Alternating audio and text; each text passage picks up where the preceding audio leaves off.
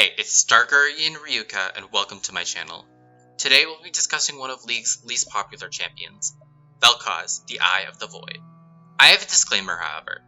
This video will mostly be covering low elo. As a player who doesn't encounter anyone higher than Platinum in their games, I believe that I'm not qualified to be discussing this champion on a Challenger or even Diamond level. And before you say, who cares about low elo, or shouldn't we be discussing this on a competitive level? We have to remember that a majority of the player base is below Platinum. According to a study that I'll link below, as of November 2019, 82.68% of players are either unranked, or if they are ranked, are gold and below. This means we need to be taking the opinions of low elo players into account when balancing this game. Velkoz is an odd champion. Unlike a majority of the champions in League, Velkoz is not human in any way. Instead, he's a giant eyeball with tentacles. Though this design is unique, he struggles to find usage for a multitude of reasons that we'll be discussing today, including his lack of relevance in the meta, as well as in the lore. But in order to be criticizing Velkoz, we first have to learn who and what Velkoz is. Part 1. What is a Velkoz? In the lore, Velkoz is a Voidborn, sent by the Watchers in order to survey and learn about Runeterra. He does this by disintegrating objects in order to analyze them. This shows that he doesn't give a crap about who or what you are, as long as you stand still long enough for him to disintegrate you. In game, Velkoz is known as an artillery mage, meaning he has multiple spells that travel a long distance. Artillery mages usually have limited mobility and utility, focusing everything on range and damage. They can easily poke down and kite enemy champions, but tend to be eliminated easily once an enemy gets too close. Velkoz completely embodies this ideology in his kit. First, let's go over Velkoz's passive, Organic Deconstruction. This deals bonus true damage that scales with your level and 50% of your AP after you hit 3 abilities on a target.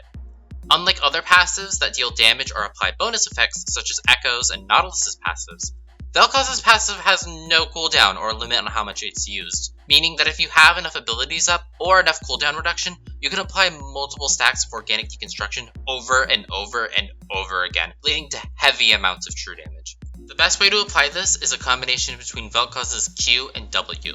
Velkoz's Q, Plasma Fission, seems like a normal skill shot, but when reactivated or when it hits an enemy, it'll split in two and shoot out at a 90-degree angle. This ability will also slow every enemy hit by 70%. Plasma Fission is one of Velkoz's primary damage dealing tools, as it has an 80% AP ratio, while also allowing him to kite and stay away from enemies. This ability is useful, but it's a lot harder to hit than it initially seems. Your opponents will most likely be smart enough to hide behind minions, or have minions on the side of them in order to block your Q.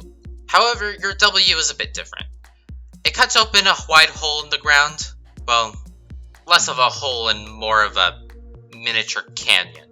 A rift, as you would, as it's called Void Rift. But after a second, this rift will burst open, dealing bonus to damage and providing a second stack of Organic Deconstruction. This ability has no cast time and goes through minions and other targets, which allows Velkoz to use it to kite easily. Not to mention, even though it has a low AP ratio, it still applies 2 stacks of Organic Deconstruction and strikes twice, allowing it to deal heavy amounts of damage, especially true damage. This is great for wave clearing and stacking up your passive. Next is Velkoz's E, which throws out a circle of void energy that, after a second, knocks up all enemies within it. This is Velkoz's main source of engage and disengage. Though the knockup delay is only 0.75 seconds, it feels about the same duration as a Morgana Q. Any champion with mobility has no problem dodging this skill shot, which means assassins and other mobile champions can easily jump on Velkoz if you miss. If you miss this ability, the only thing stopping your enemies from tackling you and killing you is the slow from your Q, which doesn't help that much. And even if you do hit this ability, if an enemy is already close enough to you to auto-attack, especially if they're a melee champion, then you're most likely going to have a bad time and not be able to get away. I recommend using this ability specifically for engaging or appealing for your ADC and other teammates because it's not going to do much for you. Now, Velkoz's bread and butter is true damage, and his ultimate provides a lot of it. Your ultimate Lifeform Disintegration Ray is one of the most powerful true damage abilities in the game, and when using it, you channel and reveal yourself while shooting out a laser that can be directed with your mouse and has a total AP ratio of 125%. That is huge and incredibly strong, especially since it's true damage. However, you only apply true damage to enemies that have recently been inflicted with organic deconstruction, with a secondary passive on Velkoz's ultimate called Research. The ability can deal huge amounts of damage in a teamfight, and allows Velkoz to deal tons of damage even when you don't have items. Unless you're me, in which case you activate it in the middle of a teamfight, only to get jumped by a Hecarim, or literally anyone else. Make sure you're a good distance away from the teamfight to make sure that your ult doesn't get interrupted, because if it does, you're gonna look like an idiot. Now that we've gone over Velkoz's abilities, you can easily tell that almost all of them are entirely centered around damage, with only his Q and E being used for a slow and a knockup. This is going to make Velkoz a difficult champion to play, as without utility, you need to make sure you can snowball or carry your games with damage alone, especially since you're so vulnerable to enemies with ability, and if you miss any of your skill shots, you're going to be down a lot of damage. Just like when I play Velkoz, because I miss every single one of them. If you want your game to end by 15 minutes, make sure you miss every single one of your skill shots, because then your team will FF because they'll realize how useless you are. Velkoz truly embraces the artillery mage ideology. He still has a multitude of problems that keep him from being top tier. Part 2 is Velkoz Bad. Velkoz is currently seen as a champion that isn't necessarily, well, meta. In the mid lane, Velkoz not only is forced to face a variety of champions that can catch up and burst him, but he also faces the reality that there are multiple champions that can do his own job better. Velkoz has difficulty fending off popular high mobility champions, such as Yasuo and the new Yone, that can dash past his E and slash him to pieces, resembling that of Calamari. Even assassins that have a difficult time catching up to Velkoz can easily burst him down if his E is on cooldown. This includes champions like Talon and Zed, not to mention the assassins that can jump all over the place, like Katarina and Kiana. We also have to remember all of the anti-magic mages in the mid lane. This includes Kassadin, who can easily catch up to and eliminate Velkoz, and Galio, who can jump in and destroy Velkoz after applying a massive amount of crowd control. Velkoz can kite his counters, but that requires players to hit almost every single skill shot, which is especially difficult when he faces so many high mobility champions. Speaking of high mobility champions, Lucian and Tristana think they're mid laners now, and they both jump onto Velkoz and auto him to death. Spoiler alert, we'll go more into depth about why Velkoz hates every marksman in the game during the support section, but just know that even the slowest marksman in the game can easily catch up to Velkoz and auto him to death before he could get away. Even that one bloke, who's still playing full AD Miko. Velkoz is also a late game champion, and even though the deciding factor for low elo games can range from 10 to 50 minutes, I said 50, sadly not 15, early to mid game champions usually tend to snowball hard when playing into our favor eyeball. You know, like Lucian mentioned earlier. If you need AP in the mid lane, Velkoz is also outclassed by a variety of champions. Velkoz's damage may be high, but in a lot of cases it's also kind of overkill. The amount of utility and mobility other mid lane champions have allows them to easily outclass Velkoz. We already mentioned Kassadin's ability to deal with AP threats and how he becomes a literal embodiment of God in the late game, and how Galio's bulk and crowd control allows him to deal with a multitude of burst mages and AP assassins. Speaking of AP assassins, Katarina, LeBlanc, and Fizz all have high burst damage, while being more mobile and while having more survivability than Velkoz. When talking about survivability, however, you could also probably just show Velkoz a picture of old Lollipoppy, and it would cause him to cry in fear so hard that he would just drown himself. Anyways, other mages bring all sorts of utility, while still having high damage numbers. Cassiopeia can ground and stun enemies, Ahri has a charm and an amount of mobility that rivals most assassins, Zoe has just as much range while providing a sleep, copying summoner spells, while also having a built-in Lich Bane.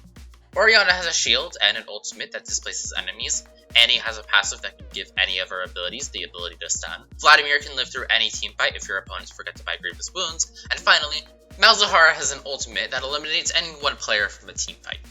So many other champions bring utility that Velkoz just wishes he could dip his tentacles into.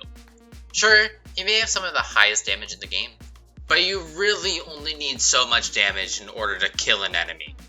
He's so outclassed at this point that according to League of Graphs, his play rate has dropped to less than 2% as a mid laner. At the time of me writing the script, if you start a game of League of Legends and look at the champions that Riot recommends you play as a mid laner, Velkoz isn't even on the list.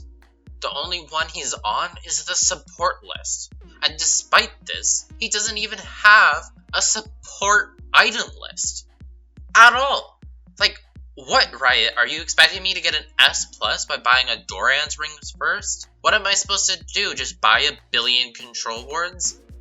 Speaking of Velkoz support, it isn't much better. As a support, you generally generate less gold than any other role, unless you get kills. The problem with getting kills as a support, though, is the fact that it means you're limiting the potential of your carries, and more importantly, it causes your ADC to rage quit faster than you'll be able to comprehend all the profanities that they throw at you. You could also try to farm lanes or jungle camps, but half the time the farm will be taken from you, or you'll be under the support minion rule. This means that building items on Velkoz, as well as other mage supports, is extremely slow. Enchanter and tank supports both build items that generally cost less than the items built by other lanes, but mages in the support role aren't normally stuck building the same things as their mid lane counterparts. Now while you're stuck buying a 3,200 gold Luden Zeko, your opponent will most likely be buying an Athene's Unholy Grail or a Zeke's Convergence at about 1,000 gold cheaper. Most mage supports circumvent this conundrum by relying less on items and more on their utility or their base damage. For example, Zyra has extremely low AP ratios, but her E is a multi-person root and her plants allow her to deal large amounts of damage without needing too many items. Swain's E can also result in multi-person roots, and his passive pull provides great displacement CC, while his W can be used to check certain locations for enemies almost halfway across the map. Brand may have less CC than the previous two, but his passive stacks with Leandries, allowing him to generate lots of damage throughout long team fights.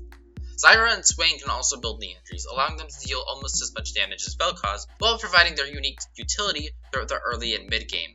Velkoz may have a utility in his Q and E, but his reliance on Ludens and his difficult to hit skill shots hold him back when compared to other mages and other supports as well.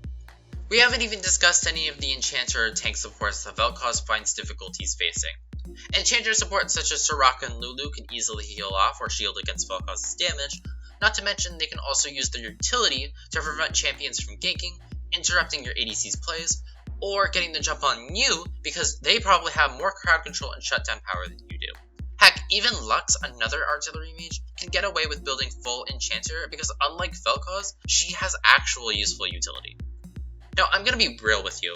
If you aren't hiding behind two waves of minions, every tank support with a grab out there is gonna snatch you, and the enemy ADC is gonna cook you to death using their guns, bows, or whatever weird contraptions Aphelios' sister thinks is hip and cool with the kids. If you keep your distance though, you'll definitely have a good time against champions like Alistar, Rob, and Tarek, till he uses his ultimate at least. But yeah, you're gonna have a bad time against almost all of them. Your E's displacement is minimal, and the knockup duration is pretty low, so even if you do hit it, if the enemy is close enough, they'll be able to catch up no problem.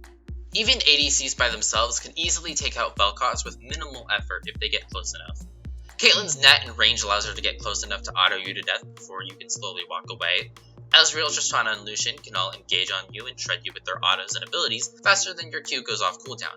Finally, Ashe can slow you down so much that a Yuumi could auto you to death before you would even have a chance to get away. Look, I'm gonna be real with you. Velkoz isn't a good support. It can work if you're good, but you're most likely going to have a better time playing a champion that has more utility or is more relevant to the meta. These other champions are not only easier, but also provide utility that Velkoz wishes he had without needing to sell your ADC on the black market in order to afford items. Now, you may have noticed that Velkoz isn't particularly good in either of his main roles, but I believe that this isn't the main reason as to why Velkoz is so unpopular. Part 3 is Velkoz unpopular. There are definitely Velkoz fans out there. I would know, as I am one of them. And it doesn't take a Velkoz main to tell you that this champion is not popular. This is shown not only by his lack of play rate, but also the fact that it took 5 long years for him to get a good skin after Arclight. Not as long as other champions, but still really long. This is also shown in the patch notes, as Velkoz hasn't received any major changes during patches 9 or 10. He's also only mentioned in his bio and a single short story when it comes to the lore, which makes his appearance in the lore almost non-existent, which doesn't make a lot of sense because how are people missing this giant eyeball in the sky? So not only is Vel'koz a difficult champion that doesn't provide too much interesting gameplay, but he also isn't very strong in the meta right now. Usually when a difficult champion is difficult, they usually have an interesting kit like Kalista or Azir, or they're extremely powerful after you figure them out, such as Yasuo or his slightly more annoying brother, Yone. Vel'koz also lacks personification, which makes him incredibly difficult to relate to in any way, shape, or form. This is because he isn't humanoid in any way, whereas other champions, such as Ahri, Lux, Ezreal, and of course League poster boy Yasuo, get tons of popularity as they're easy to relate to and just interesting characters overall. Vel'koz is incredibly difficult to relate to as he isn't technically a mad scientist like a lot of people think he is. He's boring in that way as he's just an analyzer who destroys things, unlike champions like Singed, Victor, and even Heimerdinger, who are all so much more interesting than boring old Vel'koz. There's just nothing for him to be relatable in any way. This causes people to not be able to relate to him, and therefore not find him interesting or really want to play him. All of these things add up to make Vel'koz not only a champion that doesn't fit in the meta, but his lack of interesting lore, skins, and updates really make his popularity fall. This is why characters like Skarner fall out of relevance. Before 2020, I really felt that Riot didn't care about a lot of their champions. This includes characters like Xerath, Cho'Gath, Maokai, Talia, and who can forget about Ornn, who still hasn't received a second skin. Characters like Lux, Ahri, Misfortune, and Yasuo get so much praise and attention. I get that these characters make League the most amount of money, but a big reason as to why that is because they have so much effort put into them. Champions like Vel'koz seem so unfinished in comparison, and I get that not every character can be perfect, but they just need a little push in the right direction to become really dynamic and interesting characters. So, what kind of push does Vel'koz need? Part 4. How to make Vel'koz not bad. First, we need to make Vel'koz more dynamic. He's really flat right now. We know his motives, but more lore is always good. I would love to see how Vel'koz interacts with the Watchers and his Void Brethren, especially in-game. More character interactions allows for a more fluid and interesting character, as all we know right now is that he destroys things to learn about them for the Watchers. He needs more voice lines that allow him to interact with other characters, and maybe even drop some lore reveals. Vel'koz is an interesting character, he just needs to express it. He has so much potential that can be explored, and I know if Riot milks him just right, he could be a masterpiece. Secondly, we need to either make him easier so that more people will play him, or make it so that he's more rewarding for how difficult he is to play. I believe we should focus on the latter, as making him easier to play may make him overpowered. One way we can direct these changes is focus on what he needs as a support while tapping into his lore as being a being who learns from deconstructing organisms. Currently, when Vel'koz inflicts organic deconstruction, he researches the target and it causes his ultimate to do true damage against them. This is useful, but also boring in my opinion. One could say that Vel'koz is learning his enemy's weaknesses in order to inflict true damage, but I think we can take this a bit further. We should keep what we have now and expand upon it further.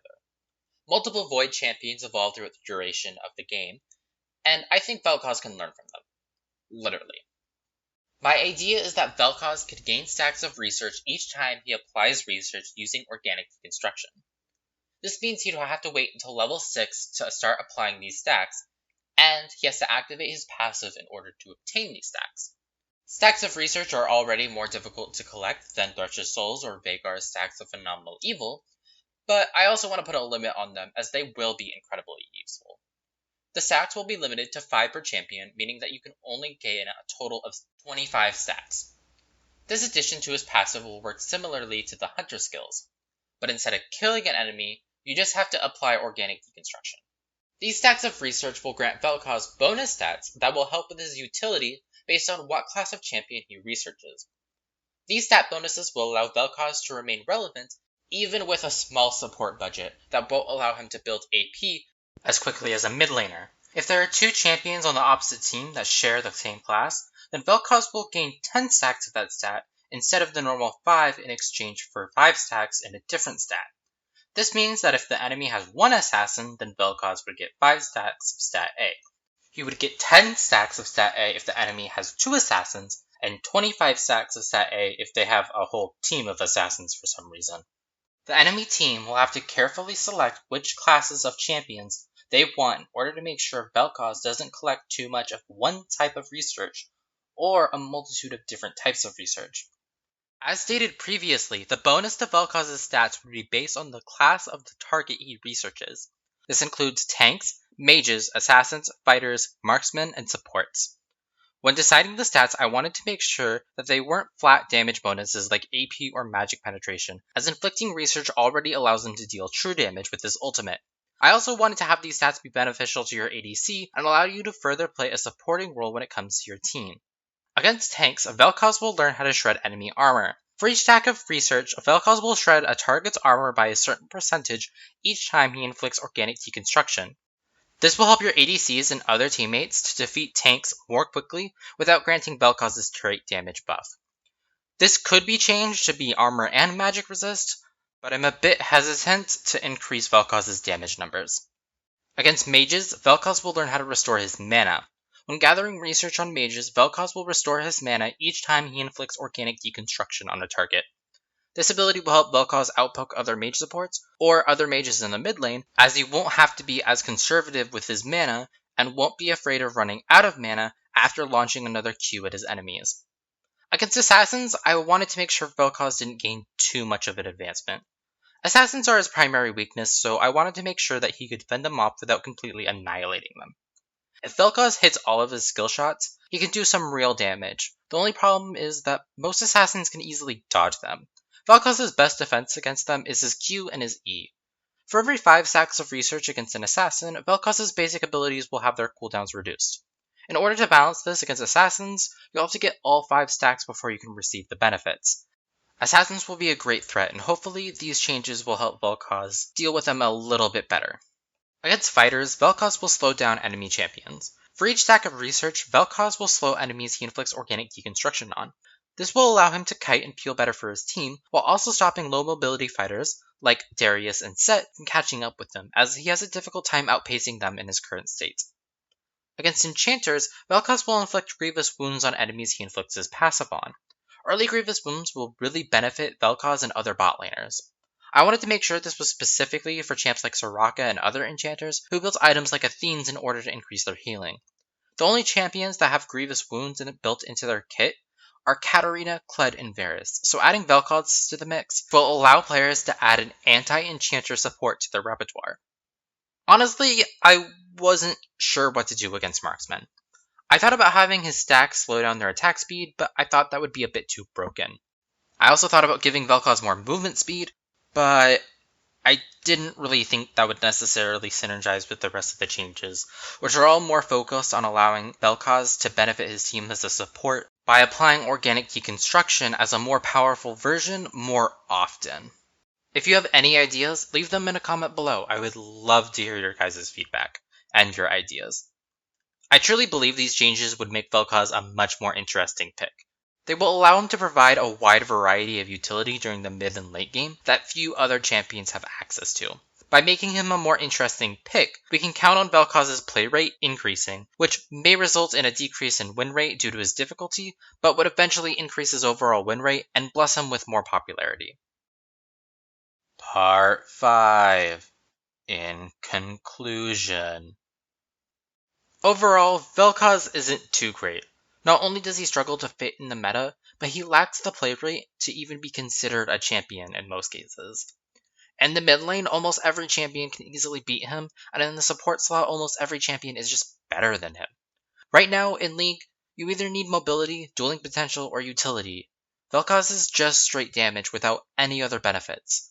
This leads to a lack of popularity as he's a difficult champion to play without being busted or as interesting as characters like Yone and Azir. I do believe that the changes that I suggested would give him interesting utility that would increase his play rate in the support slot and would make him a great champion. But what would you do to buff Velkoz?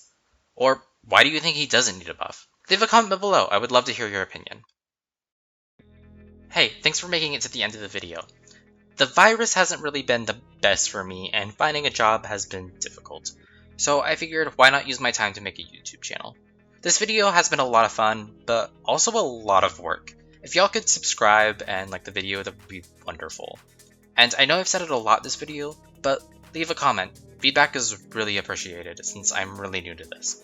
I'm going to be uploading more gaming content in the future, so I hope you all look forward to checking it out. Also, make sure to follow me on Twitter so you can read my complaints about League of Legends, and come watch me on Twitch where I stream my team's practices and games.